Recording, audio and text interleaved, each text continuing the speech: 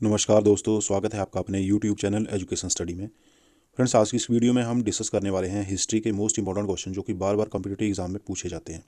तो friends, video को जरा स्किप ना करें क्योंकि ये वाली वीडियो HP टेट, HPSSC तथा आने वाले हर एक कॉम्पिटिटिव एग्जाम के लिए काफ़ी ज़्यादा हेल्पफुल रह सकती है।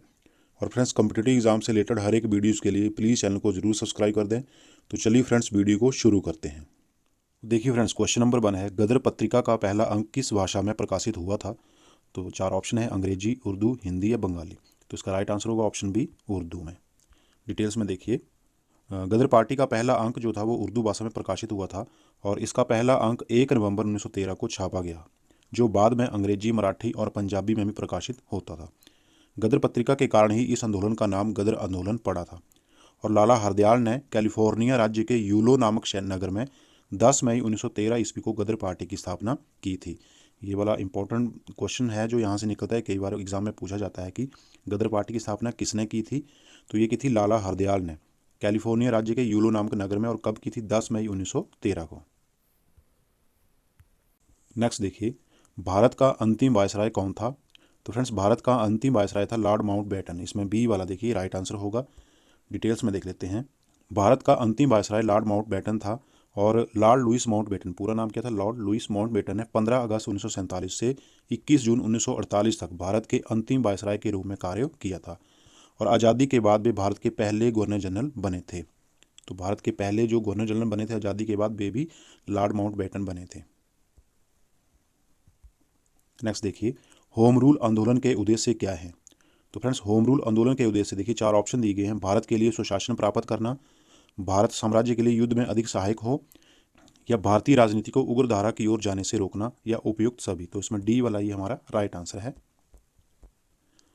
एक्सप्लेनेशन में देखिए, आयरिश महिला और भारत में थियोसॉफिकल सोसाइटी की संचालिका श्रीमती एनी बिसेंट यह चाहती थी कि भारत में आयरलैंड की भांति होम रूल आंदोलन चलाया जाए। भारत में इस आंदोलन का नेतृत्व लोकमान्य तिलक और श्रीमती एनी बिसेंट द्वारा किया गया था। अगला देखिए, लखनऊ समझौता कब हुआ था? तो 4 ऑप्शन दिए गए हैं, इनमें से राइट आंसर होगा ऑप्शन सी, दिसंबर 1916 को। डिटेल्स में देखते हैं। लखनऊ समझौता दिसंबर 1916 में कांग्रेस और मुस्लिम लीग के बीच हुआ था। और किसके बीच हुआ था? ये कांग्रेस और मुस्लिम लीग के बीच में। महात्मा गांधी व मोहम्मद अली जिन्ना के प्रयत्नों से 1915 ईस्वी में कांग्रेस और लीग के अधिवेशन बम्बई में एक ही दिन बुलाए गए, जहां महात्मा गांधी, सरोजनी नायडू, पंडित मदन मोहन मालवीय आदि कांग्रेसी नेताओं ने लीग के विचार विमर्श में भाग लिया। नेक्स्ट देखिए, अलीपुर षड्यंत्र केस में अरविंद घोष का बचाव किसने किया था? तो फ्रेंड्स, अलीपुर षड्यंत्र केस में अरविंद घोष का बचाव किया था देशबंधु चित्तरंजन दास ने। सी वाला इसमें देखिए राइट आंसर है। डिटेल्स में देखिए, अलीपुर षड्यंत्र केस में अरविंद घोष का बचाव देशबंधु चित्तरंजन दास ने किया था। चित्तरंजन दास एक प्रसिद्ध क्रांतिकारी व न्यायविद थे। वे ढाका षड्यंत्र केस में भी बचाव पक्ष में थे। 1921 के अहमदाबाद अधिवेशन में भी कांग्रेस के अध्यक्ष बने थे। नेक्स्ट देखिए, 1911 में भारत का वायसराय कौन था? तो फ्रेंड्स, 1911 में भारत का वायसराय था लॉर्ड हार्डिंग। इसमें देखिए सी वाला ये राइट आंसर है। फ्रेंड्स, 1911 में भारत का वायसराय लॉर्ड हार्डिंग था। इसी के कार्यकाल में तृतीय दिल्ली दरबार का आयोजन 12 दिसंबर 1911 को किया गया। तो ये भी इंपॉर्टेंट पॉइंट यहाँ से निकलता है कि दिल्ली दरबार का आयोजन कब किया गया था? तो ये किया था 12 दिसंबर 1911 को।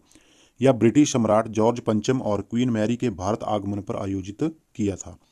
इसमें सम्राट ने बंगाल विभाजन को रद्द करने की घोषणा भी की थी। तो किस दरबार में?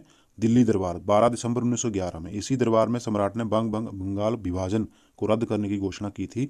इसके अलावा भारत की राजधानी कलकत्ता से दिल्ली स्थानांतरित करने की घोषणा भी इसी दरबार में की गई थी। फ्रेंड्स, भारत की राजधानी जो थी पहले कलकत्ता थी, बाद में 1911 में दिल्ली स्थानांतरित करने की घोषणा जो की थी, ये दिल्ली दरबार 12 दिसंबर 1911 को की थी। नेक्स्ट देखिए, ठगों का उन्मूलन किसके नेतृत्व में हुआ था? फ्रेंड्स, ठगों का उन्मूलन हुआ था कैप्टन सलीमन के नेतृत्व में। इसमें बी वाला देखिए राइट आंसर है। देखिए, ठगों का उन्मूलन कैप्टन सलीमन के नेतृत्व में हुआ था। लॉर्ड विलियम बेंटिंग ने कर्नल सलीमन को ठगों के विरुद्ध कार्रवाई करने के लिए नियुक्त किया था। और किसने किया था? लॉर्ड विलियम बेंटिंग ने। स्थानीय रियासतों को भी इस अभियान में सम्मिलित होने के लिए आमंत्रित किया गया। कर्नल सलीमन ने 1500 के लगभग ठगों को बंदी बनाया, जिसमें अनेक ठगों को फांसी तथा आजीवन कारावास दिया गया था। नेक्स्ट देखिए, कांग्रेस का विभाजन किस अधिवेशन में हुआ था? तो फ्रेंड्स, कांग्रेस का विभाजन हुआ था सूरत अधिवेशन में। इसमें सी वाला ये राइट आंसर है। देखिए, कांग्रेस का विभाजन सूरत अधिवेशन में हुआ था, जो 1907 में हुआ था। और सूरत अधिवेशन कब हुआ था? 1907 में। बनारस अधिवेशन के पश्चात उदारवादी तथा उग्रवादी दल के मतभेद तीव्र गति से बढ़े। उग्रवादी सूरत कांग्रेस का सभापति लोकमान्य तिलक को बनाना चाहते थे, परंतु उदारवादी इसके पक्ष में नहीं थे। तिलक और लाला लाजपत राय को सभापति के पद के संघर्ष में पड़ना उचित न लगा और दोनों ने अपना नाम वापस ले लिया और इस प्रकार कांग्रेस का विभाजन हो गया था। नेक्स्ट देखिए, सूरत अधिवेशन की अध्यक्षता किसने की थी? फ्रेंड्स, सूरत अधिवेशन की अध्यक्षता की थी राज बिहारी घोष ने। इसमें सी वाला ये राइट आंसर है। फ्रेंड्स, कई बार इस नाम में कन्फ्यूजन होता है, एक राज बिहारी घोष हैं और दूसरे राज बिहारी बोस हैं। तो सूरत अधिवेशन की अध्यक्षता जो की थी वो इन्होंने की थी रास बिहारी घोष ने। और जो रास बिहारी बोस जो हैं वे एक महान क्रांतिकारी थे, जिन्होंने आज़ाद हिंद फौज में सुभाष चंद्र जी के साथ बढ़ चढ़कर भाग लिया था। तो वो थे रास बिहारी बोस। आगे देखिए, 1906 में कांग्रेस की अध्यक्ष कौन थे? तो 1906 में कांग्रेस के अध्यक्ष थे दादा भाई नौरोजी। इसमें सी वाला ये राइट आंसर है। नेक्स्ट देखिए, भारतीय राष्ट्रीय कांग्रेस का गठबंधन स्वरूप कैसा था? तो फ्रेंड्स, भारतीय राष्ट्रीय कांग्रेस का गठबंधन स्वरूप था राष्ट्रीय संगठन। सी वाला इसमें राइट आंसर है। डिटेल्स में देखिए, भारतीय राष्ट्रीय कांग्रेस का गठबंधन स्वरूप राष्ट्रीय संगठन था। 1885 में स्थापित भारतीय राष्ट्रीय कांग्रेस का उद्देश्य जाति, धर्म या वर्ण के किसी भेदभाव के बिना सभी भारतवासियों का प्रतिनिधित्व करना था। कांग्रेस का राष्ट्रीय स्वरूप इसी से स्पष्ट हो जाता है कि इसके प्रथम अध्यक्ष व्योमेश चंद्र बनर्जी। तो कांग्रेस के प्रथम अध्यक्ष जो थे वो थे व्योमेश चंद्र बनर्जी, भारतीय ईसाई थे। दूसरे अध्यक्ष दादा भाई नौरोजी पारसी थे और तीसरे बदरुद्दीन तैयब जी मुसलमान थे। नेक्स्ट देखिए, बॉम्बे प्रेसिडेंसी एसोसिएशन की स्थापना कब हुई? फ्रेंड्स, बॉम्बे प्रेसिडेंसी एसोसिएशन की स्थापना हुई थी 1885 में। सी वाला इसमें देखिए राइट आंसर है। डिटेल्स में देखिए, बॉम्बे प्रेसिडेंसी एसोसिएशन की स्थापना 1885 में हुई थी। दरअसल 1885 में बॉम्बे एसोसिएशन नामक एक संस्था बनाई गई थी, लेकिन उसे विशेष सफलता प्राप्त नहीं हुई। इसके बाद फिरोज शाह मेहता, बदरुद्दीन तैयब जी और के.टी. तैलंग ने इसके स्थान पर बॉम्बे प्रेसिडेंसी एसोसिएशन की स्थापना की। नेक्स्ट देखिए, भारत में खोजा गया सबसे पहला पुराना शहर कौन सा था?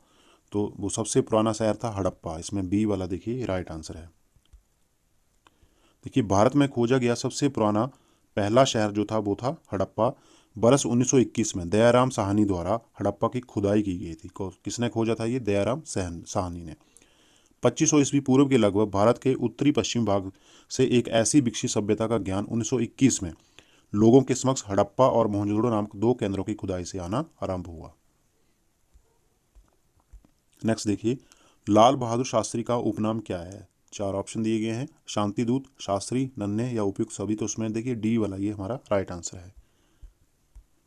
देखिए डिटेल्स में, लाल बहादुर शास्त्री का उपनाम शांति दूत, शास्त्री और नन्हे है, जबकि उनका सरनेम जो था वो वर्मा था, जिसे उन्होंने काशी विद्यापीठ वाराणसी में शास्त्री की डिग्री लेने के बाद सदा के लिए छोड़ दिया था। भारत के दूसरे प्रधानमंत्री लाल बहादुर शास्त्री का जन्म उत्तर प्रदेश के मुगलसराय में 2 अक्टूबर 1904 को मुंशी लाल बहादुर शास्त्री के रूम में हुआ था। तो भारत के दूसरे जो प्रधानमंत्री थे वो थे लाल बहादुर शास्त्री।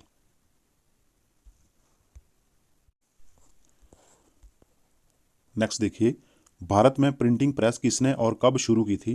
तो फ्रेंड्स, भारत में जो प्रिंटिंग प्रेस थी वो शुरू की थी पुर्तगालियों ने 1550 ईस्वी में। इसमें बी वाला हमारा राइट आंसर है। देखिए डिटेल्स में, भारत में प्रिंटिंग प्रेस पुर्तगालियों ने 1550 ईस्वी में शुरू की थी। भारत में प्रथम प्रिंटिंग प्रेस की स्थापना 1556 ईस्वी में गोवा में हुई थी। इसके साथ ही आधुनिक जहाज निर्माण एवं तंबाकू की खेती एवं गोथिक स्थापत्य कला भी पुर्तगालियों की ही देन है। नेक्स्ट देखिए, ब्रिटिश भारत में प्रांतीय स्वायत्तता की शुरुआत किसने की?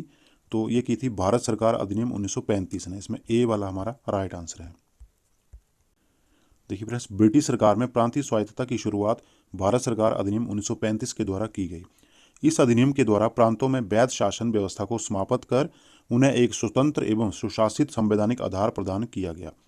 1935 के अधिनियम एक्ट ऑफ 1935 द्वारा अखिल भारतीय संघ की स्थापना की गई तथा केंद्र में द्वैध शासन स्थापित किया। नेक्स्ट देखिए, प्रथम भारतीय शिक्षा आयोग की नियुक्ति किसने और किस वर्ष की थी? फ्रेंड्स, प्रथम भारतीय शिक्षा आयोग की नियुक्ति की थी लॉर्ड रिपन ने 1882 में। इसमें बी वाला हमारा राइट आंसर है। देखिए डिटेल्स में, प्रथम भारतीय शिक्षा आयोग की नियुक्ति लॉर्ड रिपन ने 1882 में की थी। इसके अध्यक्ष डब्ल्यू हंटर थे, इसलिए इसे हंटर आयोग के नाम से भी जाना जाता है। तो हंटर कमीशन 1882 का। इस आयोग को प्राथमिक शिक्षा तथा माध्यमिक शिक्षा के विकास एवं प्रसार संबंधित आवश्यकता को ध्यान में रखकर गठित किया गया था।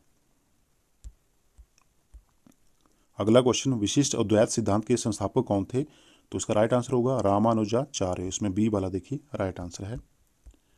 देखिए डिटेल्स में, विशिष्ट अद्वैत सिद्धांत के संस्थापक रामानुजाचार्य थे। यह एक दार्शनिक मत है जिसमें जगत एवं जीव दोनों को ब्रह्मा से भिन्न माना गया है, किंतु इनकी उत्पत्ति ब्रह्मा से ही मानी गई है। रामानुज का यह विशिष्ट अद्वैत सिद्धांत शंकराचार्य के अद्वैत सिद्धांत का खंडन करता है, क्योंकि शंकराचार्य ने जगत को माया की संज्ञा देते हुए इसे मिथ्या बताया था।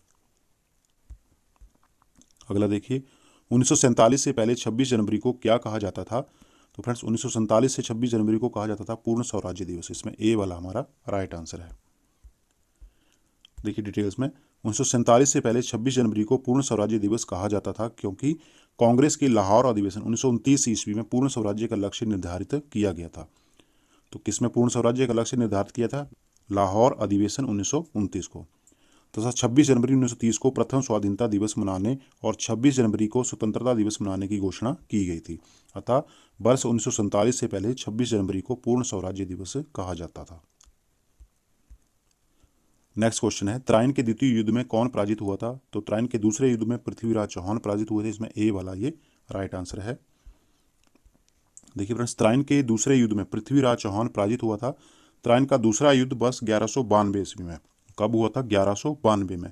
पृथ्वीराज चौहान और शहाबुद्दीन मोहम्मद गौरी के मध्य लड़ा गया था। उस युद्ध में मुस्लिमों की विजय और राजपूतों की पराजय हुई थी। ये हुआ था त्राइन का दूसरा युद्ध 1192 में। और त्राइन का जो पहला युद्ध था ये हुआ था 1191 ईस्वी में। इसमें पृथ्वीराज चौहान ने मोहम्मद गौरी को हरा दिया था। नेक्स्ट देखिए, गीत गोविंद के लेखक कौन है? तो फ्रेंड्स, गीत गोविंद के लेखक हैं जयदेव। इसमें बी वाला हमारा राइट आंसर है। नेक्स्ट क्वेश्चन, रक्त एवं लौह की नीति का अवलंबन किसने किया था? तो रक्त एवं लौह की नीति का अवलंबन किया था बलबन ने। इसमें देखिए सी वाला राइट आंसर है। देखिए, रक्त एवं लौह नीति का अवलंबन गयासुद्दीन बलबन ने किया था। वह गुलाम वंश का शासक था जिसने दिल्ली सल्तनत पर 1266 ईस्वी से 1286 ईस्वी तक शासन किया, और उसने सिजदा एवं पाबोश की परंपरा को लागू किया तथा फारसी त्यौहार नौरोज को प्रारंभ करवाया। उसकी शासन व्यवस्था को लौह एवं रक्त की नीति कहकर संबोधित किया जाता है। अगला देखिए, रानी दुर्गावती कहाँ की रानी थी? तो रानी दुर्गावती गोंड राजवंश की रानी थी। इसमें बी वाला ये राइट आंसर। अगला क्वेश्चन देखिए, रानी पद्मिनी किसकी पत्नी थी? तो फ्रेंड्स, रानी पद्मिनी जो थी वो राणा रतन सिंह की पत्नी थी। इसमें डी वाला ये राइट आंसर है। देखिए, रानी पद्मिनी राणा रतन सिंह की पत्नी थी। अलाउद्दीन ने गुहिल वंशी राजपूतों की भूमि मेवाड़ पर भी 26 अगस्त 1303 को आक्रमण किया। यदि परंपराओं पर विश्वास किया जाए तो इसका तात्कालिक कारण था राणा रतन सिंह की अत्यंत रूपवती रानी पद्मिनी के प्रति उसका मोहित होना। नेक्स्ट देखिए, अलाउद्दीन खिलजी के सेनापति कौन थे? तो अलाउद्दीन खिलजी का सेनापति था जफर खान। इसमें ए वाला ये राइट आंसर है। देखिए, अलाउद्दीन खिलजी के सेनापति जफर खान था जो मंगोलों के विरुद्ध लड़ता हुआ मारा गया था। 1297 से 98 ईस्वी में मंगोल सेना ने अपने नेता कादर के नेतृत्व में पंजाब और लाहौर पर आक्रमण किया था। नेक्स्ट देखिए, अलाई दरवाजा कहाँ स्थित है? फ्रेंड्स, अलाई दरवाजा दिल्ली में स्थित है। इसमें ए वाला ये राइट आंसर है। देखिए, अलाई दरवाजा दिल्ली में स्थित है। इसका निर्माण कार्य अलाउद्दीन खिलजी द्वारा 1310 से 11 ईस्वी में प्रारंभ करवाया गया था। इसका निर्माण ऊंची कुर्सी पर किया गया है। दरवाजे में लाल पत्थर एवं संगमरमर का सुंदर संयोग दिखता है और साथ ही आकर्षक ढंग से कुरान की आयतों को लिखा गया है। आगे देखिए, अलाउद्दीन खिलजी के आक्रमण के समय देवगिरी का शासक कौन था? तो फ्रेंड्स, अलाउद्दीन खिलजी के आक्रमण के समय देवगिरी का शासक था रामचंद्र देव। ये देखिए देव और देवगिरी। देखिए डिटेल्स में, अलाउद्दीन खिलजी के आक्रमण के समय देवगिरी का शासक रामचंद्र देव था, जिसे रामदेव भी कहा जाता है। यादव वंश का शासक था ये, और 1294 ईस्वी में अलाउद्दीन खिलजी के देवगिरी पर आक्रमण के समय वह वहां का राजा था। नेक्स्ट देखिए, भू राजस्व की दर किसके शासनकाल में सर्वाधिक थी? तो ये थी अलाउद्दीन खिलजी के शासनकाल में। सी वाला इसमें राइट आंसर है।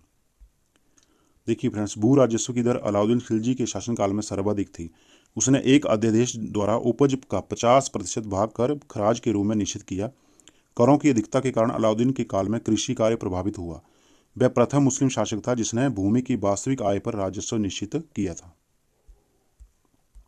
नेक्स्ट देखिए, दाग और हुलिया प्रथा किसने प्रारंभ की थी? तो फ्रेंड्स, दाग और हुलिया ये वाली प्रथा प्रारंभ की थी अलाउद्दीन खिलजी ने। इसमें बी वाला ये राइट आंसर है। दाग और हुलिया प्रथा अलाउद्दीन खिलजी ने प्रारंभ की थी। युद्ध के अवसर पर सैनिक अपने स्थान पर किसी अन्य व्यक्ति को ना भेज दें, इसकी रोकथाम के लिए अलाउद्दीन ने सैनिकों की हुलिया लिखने की प्रथा प्रारंभ की।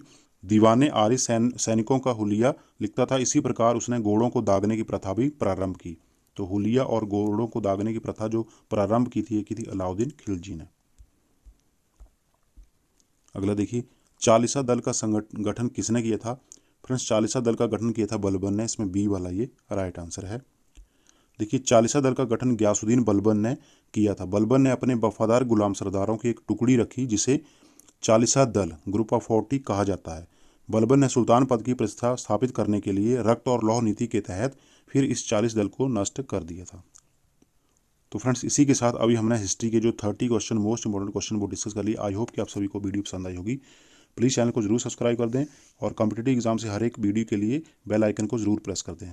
जल्दी ही मिलेंगे इस प्रकार की और वीडियो के लिए। तब तक के लिए जय हिंद।